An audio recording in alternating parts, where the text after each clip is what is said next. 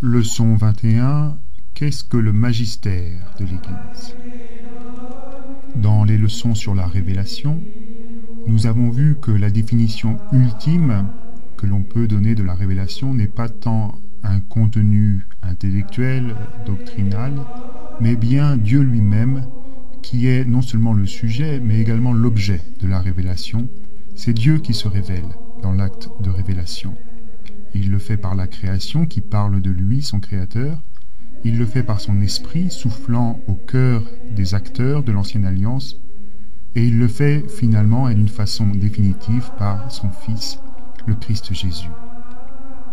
Les 12 apôtres, contemporains de cette révélation définitive de Dieu dans le Christ, sont les gardiens du dépôt sacré de la foi, dépôt qu'ils transmettent à leurs successeurs.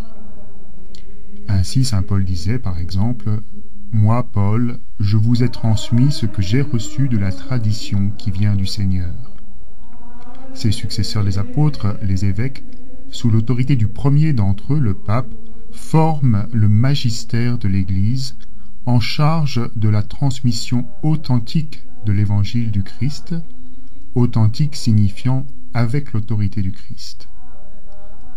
Par extension, on appelle magistère ecclésiastique la charge d'enseignement qui appartient en propre, par institution du Christ, au collège épiscopal ou à chacun des évêques, en communion hiérarchique avec le souverain pontife.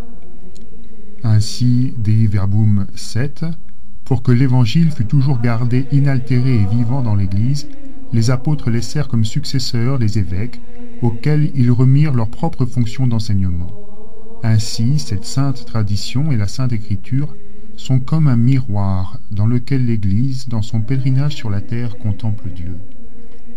Et au chapitre 10 de la même Dei Verbum, le Concile rappelle que le magistère est au service de la parole et non au-dessus d'elle. La charge d'interpréter de façon authentique la parole de Dieu, écrite ou transmise, a été confiée au seul magistère vivant de l'Église, dont l'autorité s'exerce au nom de Jésus-Christ.